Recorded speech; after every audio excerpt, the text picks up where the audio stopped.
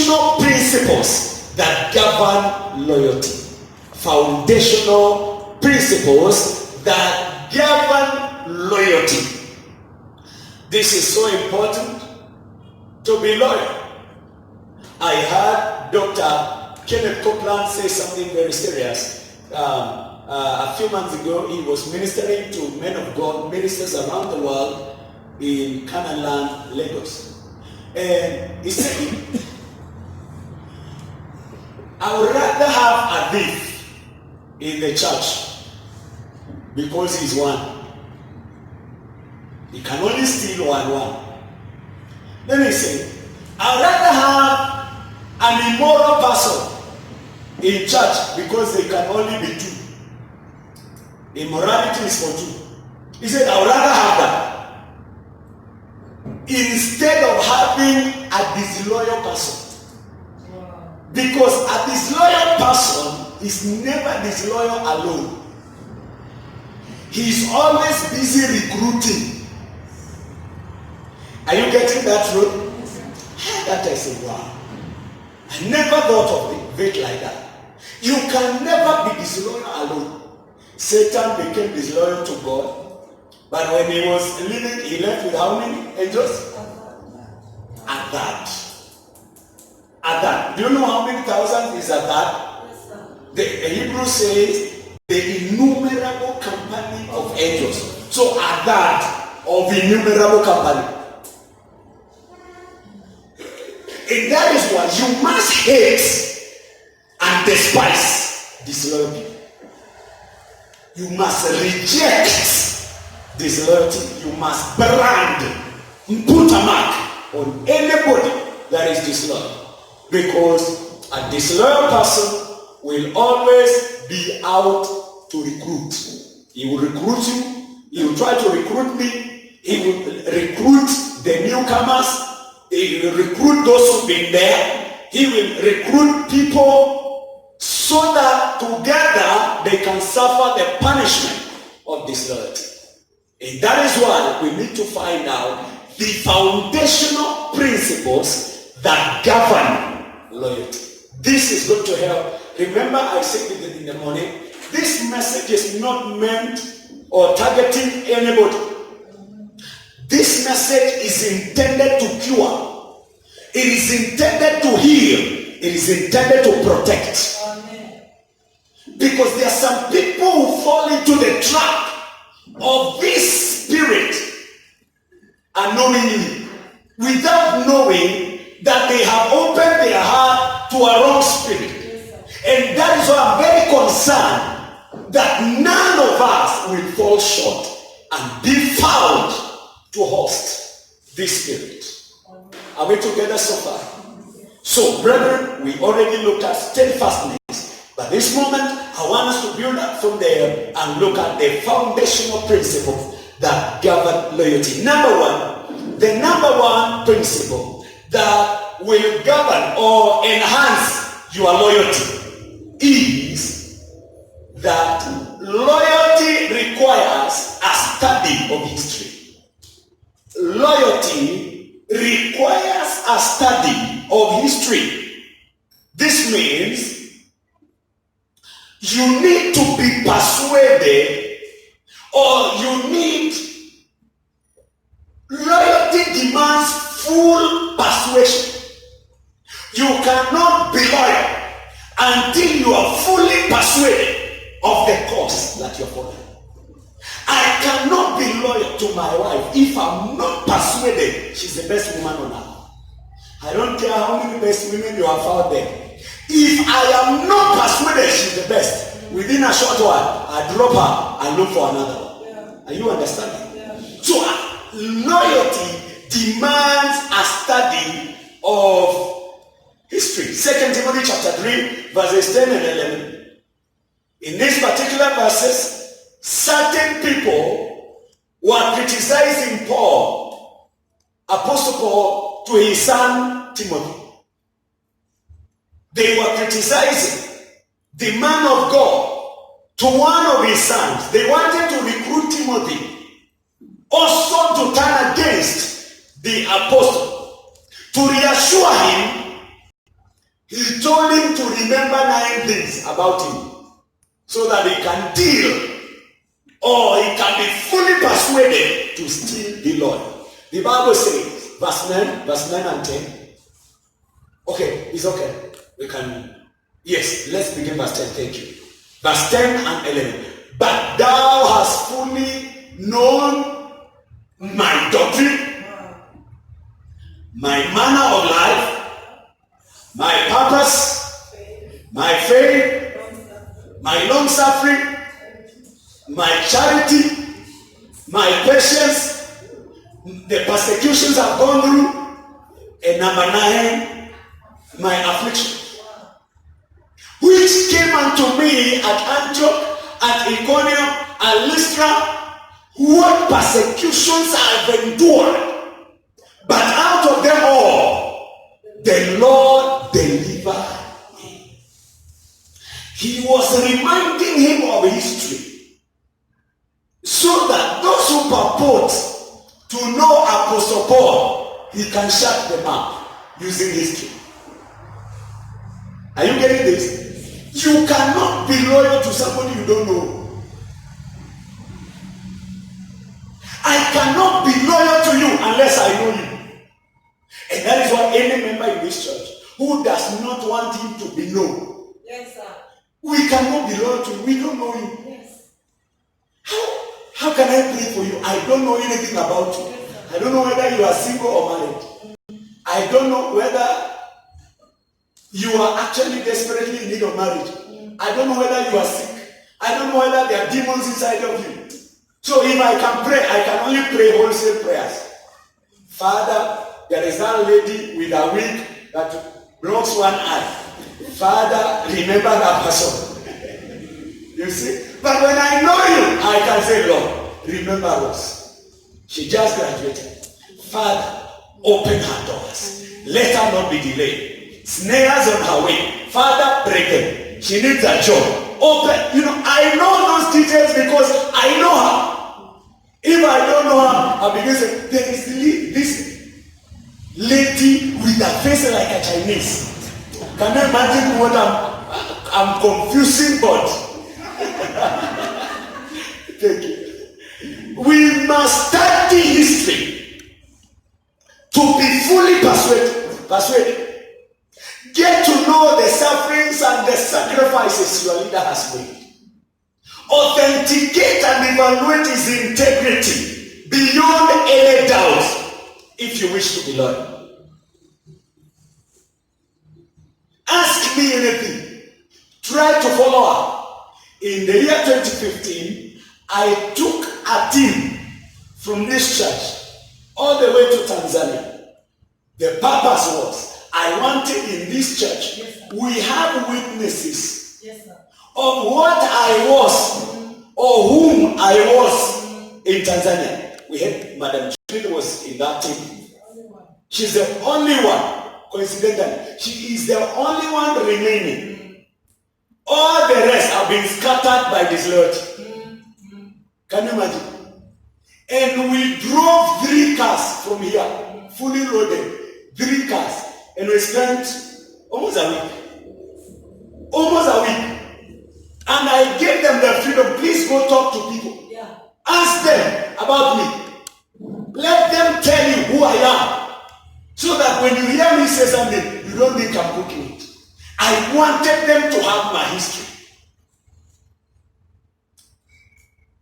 If you are going to be loyal, please understand the history of the person you are following.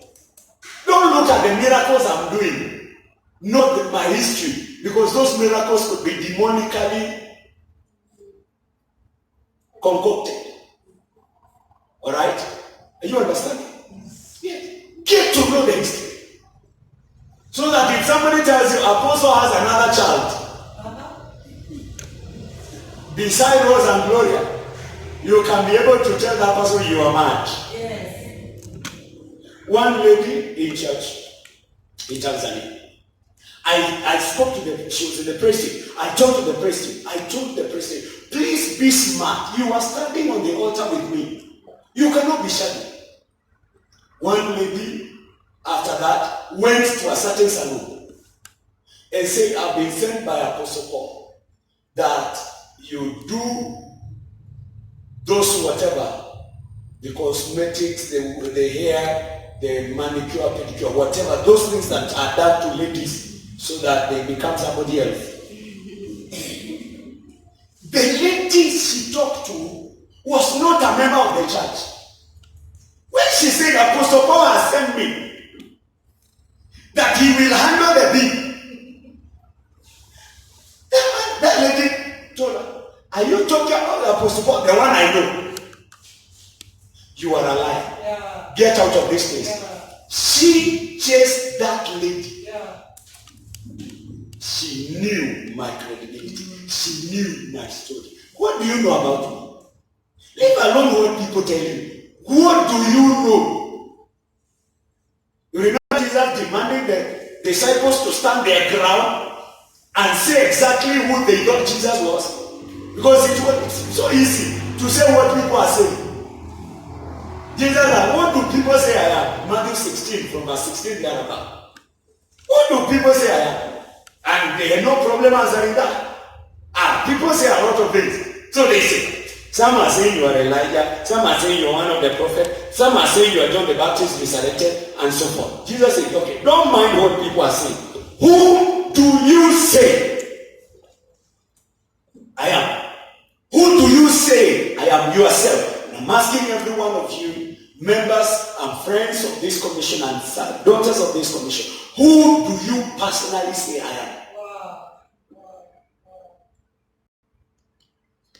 Lucy found out who I am in a very dangerous way.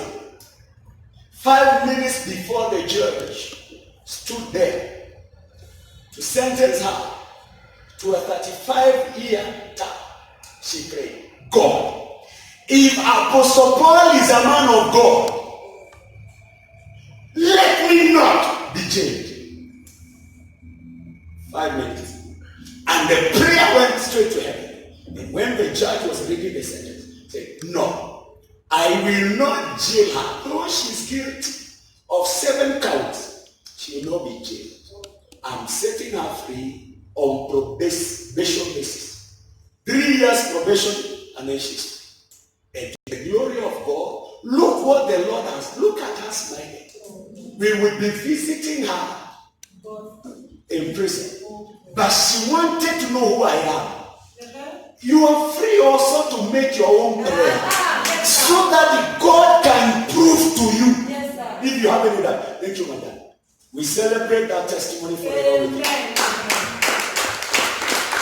She did not ask permission from me. So you are free. Go talk to God. Is this a genuine man of God?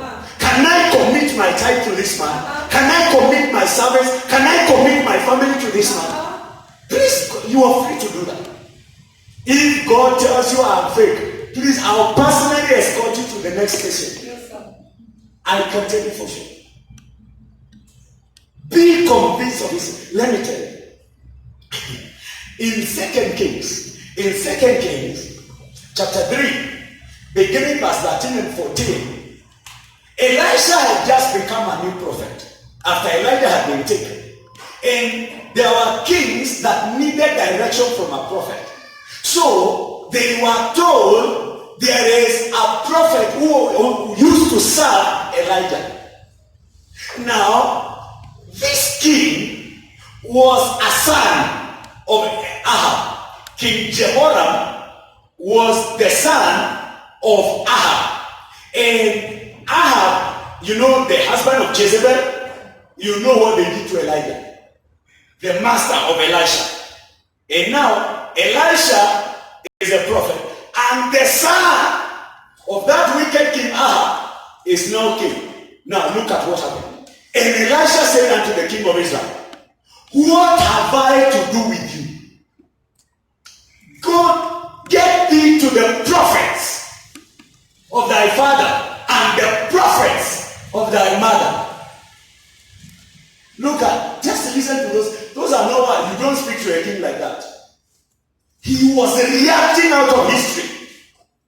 He knew Elijah was being fed by a raven because of the father of this son.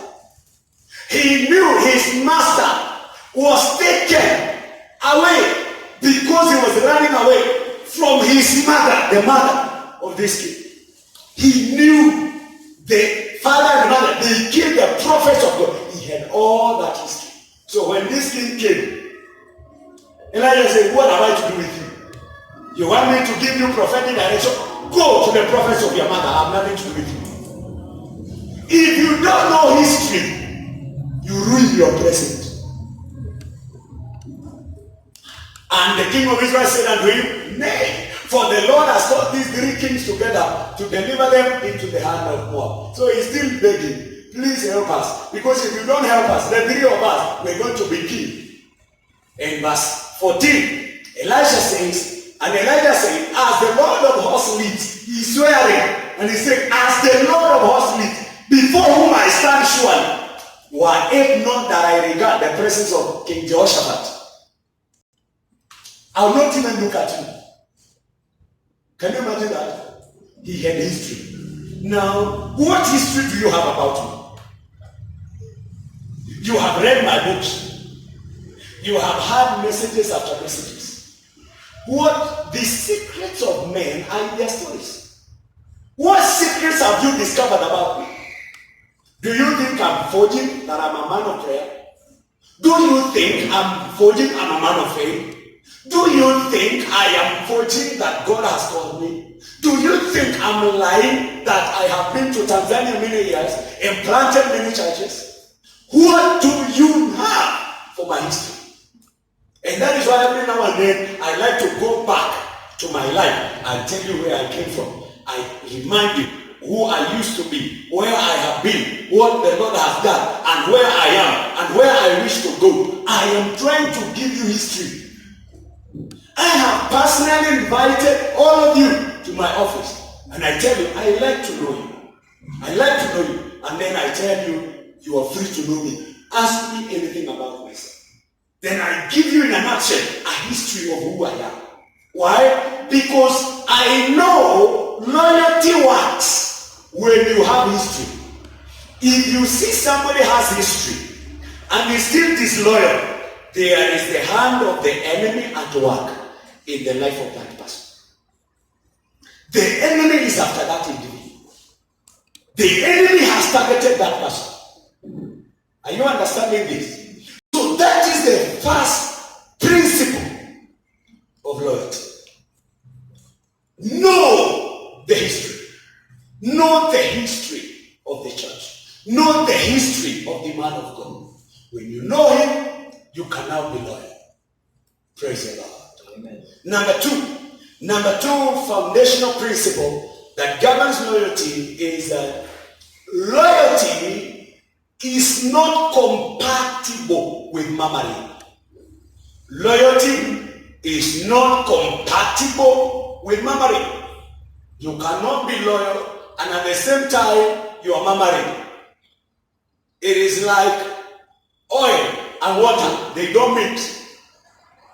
If you find undertones, find somebody is whispering this, is murmuring about this, murmuring about offering, murmuring about meetings, murmuring about conferences, that person is not loyal.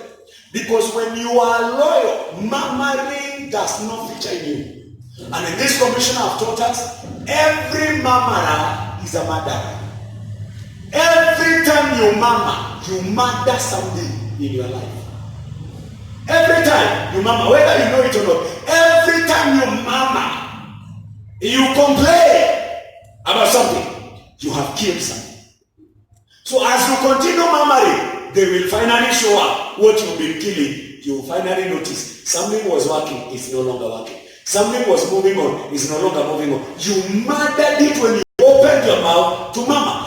Loyalty is not compatible with murmuring. Philippians chapter 2 and verse 14. Philippians chapter 2 and verse 14. Scripture says, do all things. How many things? All things without murmurings and disputing. That's a command. Do everything. Don't murmur. Do all things When you are cleaning, when you are serving, whatever it is that you do without murmuring. When you get to a place you feel like murmuring, just withdraw. Because when you murmur, something will die in your life. It could be your marriage. It could be your financial flow. It could be the brightness of your children. It could be your health. It could be a relationship. You will keep a certain relationship as you murmur. Train yourself not to be a murmurer. People murmur when they feel that they cannot voice their opinions. Yet in this commission, your opinion is accepted. Bring it. We have always said, you have an idea, you have something you want to do, let us know. Let us know. Because I don't present myself as a superman. I never present myself as much. No. I listen. So you have no permission to murmur about anyone in this commission. When you are loyal, we don't expect you to use this evil way of speaking. Murmuring is an evil way of speaking. Don't use that way. Murmuring in undertones is a manifestation of a deep-seated hatred of someone. When you hate someone, you murmur. When Satan has sowed a seed of hatred inside you, you begin to murmur against that person because you hate that person. And God does not tolerate murmurers. 1 Corinthians chapter 10 and verse 10. God hates murmurers. Read with me. Neither murmur ye. And some of them also murmured. What happened? So God has a special destroyer that destroys murmurers. Are you hearing this? So you must avoid murmuring. If you don't like something, please just shut up your mouth. One time Job put his hand on his mouth. He discovered his mouth could mislead him. God was talking and he wanted to talk and he knew he was supposed to shut up. He put a hand in Job 42. He put a hand on his mouth lest he say something that could kill him. Brethren, avoid murmuring. God destroys. Murmuring is a spirit that destroys and pollutes both the carrier of the murmuring and those who listen to them. So, if you are clean and I want to murmur, then you listen to me. I hand over my pollution to you. Let me say that again. Numbers 11 verse 1. Every time you give ear to a murmuring, you are allowing pollution. You are allowing sewage into your spiritual system. And when the people complain, what happened? It displeased the Lord. Every time you murmur, every time you complain, you have willingly decided to displease them. And if you displease God, you cannot be pleased. Believe you me. You cannot make God angry at you. Then it be well with you. And the Lord had it. So God listens even to murmuring. God even listens when you are complaining. Oh, this church, oh, this leader, oh, Pastor Grace, oh, Apostle Paul, oh, the chairman, oh, the pastor. Anytime you complain, God hears it. And it provokes God's anger. It kindles the anger of God. And when the anger of God is provoked, fire follows your life. Please, you have enough battles. Don't invite others. Let me say that again. You have enough battles. Don't invite others into your life by being a notorious murmurer, a complainer. The fire of the Lord burned among them and consumed them that were there in the uttermost parts of the camp. Don't complain. Just try to control your life. Hallelujah. Amen. Number 3 principle that governs loyalty is loyalty exposes wrongdoers to the leader. Loyalty does not cover up evil. Loyalty exposes the wrongdoer to the leader. 1 Corinthians chapter 1 and verse 11. A loyal person watches everything and sounds an alarm when something wrong is noticed. That is what this household did. The Bible says, for it has been declared unto me of you, my brethren, by them which are of the household of Chloe, that there are contentions among you. The book of 1 Corinthians was written because this household, they wrote a letter to Apostle Paul when he was in Ephesus. And they wrote a letter and told him, sir, you are our father. You planted this ministry. When you left to Ephesus, and then you appointed the leaders and the elders, now they are contention. They reported, some people are saying they belong to Jesus. Others say they belong to Apollo. Others say they belong to Peter. And others say they belong to you. You need to settle that. Second, believers have started taking each other to courts. They're in the same church. They no longer consult the man of God. They take each other to court. Number 3, immorality is being practiced. In fact, there is a son who has committed intercourse with his mother and he's still serving in church. What do we do?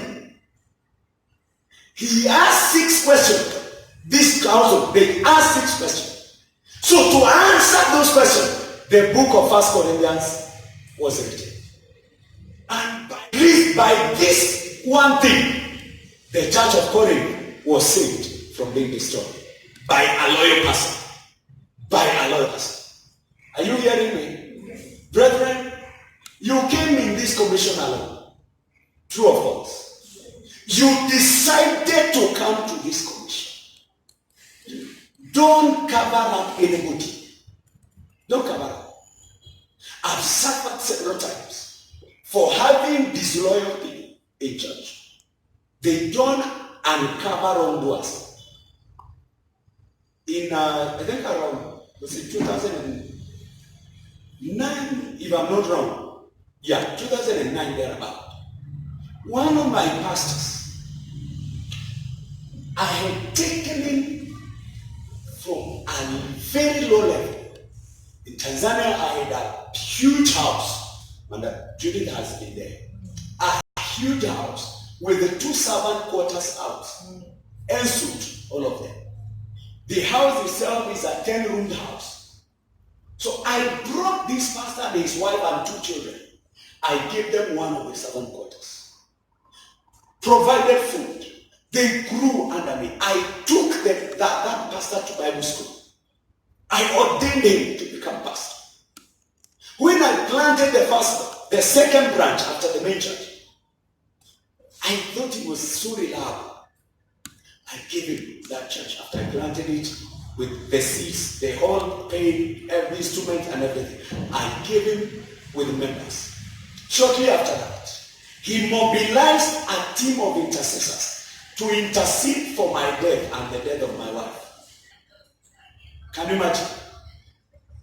They will go to a particular mountain, carrying our photos, and tell you this is a spirit. Watch it. Watch it. They will carry my photo and the photo of my wife, and also salt. I had told them about the covenant of salt, and they wanted to use it against me. They will use covenant of salt and pour it on my photo and decree, as we pour salt, let it dry, let it wither. They fasted and prayed, chain prayers. And I was just innocent. God told me, Pastor Ken has a spirit of rebellion. But from the outset, I could not see anything wrong. So I called him. I told him, Pastor Ken, I don't know what you are doing. But the Spirit of God is telling me that the spirit of rebellion is after you. He would fall flat on the ground and hold my shoes and cry. I said, Daddy, I I never rebelled. And he came from the mountain. And he's crying in my sitting room. So I told him, well, I don't know. But anyhow, just watch. Just watch. Then after a month, I felt totally he has come out of my heart. I called him. I told him, I don't know what you have done. You are no longer in my heart.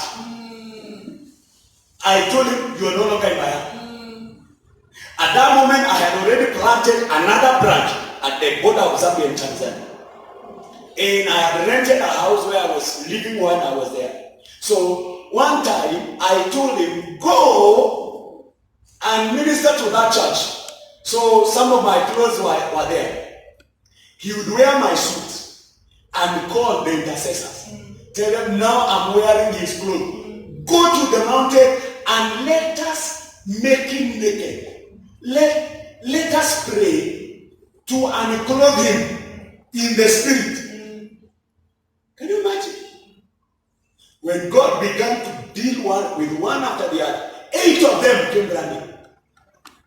After they had prayed and fasted, they came running to our house. And they said, Daddy, we don't want to die. We want to tell you what we have been doing. I told him, I can't listen to what you are saying. If it is true, you will say it in church. Yes. So I allowed them on a Sunday service. Say what is it that you have been doing. And they started narrating horrendous things.